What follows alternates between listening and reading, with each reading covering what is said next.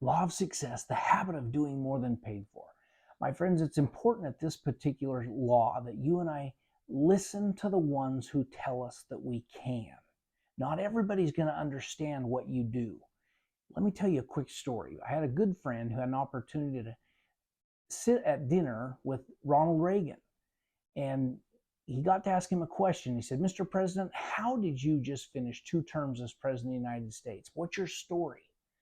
And he said, well, he said, let me tell you, I listened to those that told me I could. And then he quickly walked him through a story in the course of that dinner. When he was in high school, he said, I wanted to play football, but everybody said I was too skinny. But I had a couple of friends who said, you should go give it a try.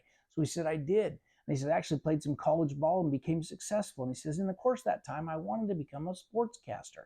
And everybody said, you can't be a sportscaster. Athletes aren't sportscasters. At that point in time, they weren't. And he said, but I had a couple of friends that told me that I could. So I listened to them. I became a sportscaster.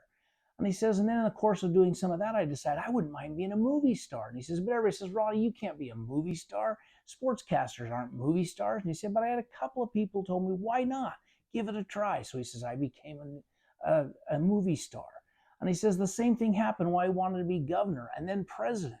He said, everybody told me you can't, you can't, you can't. But he said, I always had a couple of people who said, why not? You can do anything. And he said, you know what? I just finished 2 terms as President of the United States because I listened to those that told me I could.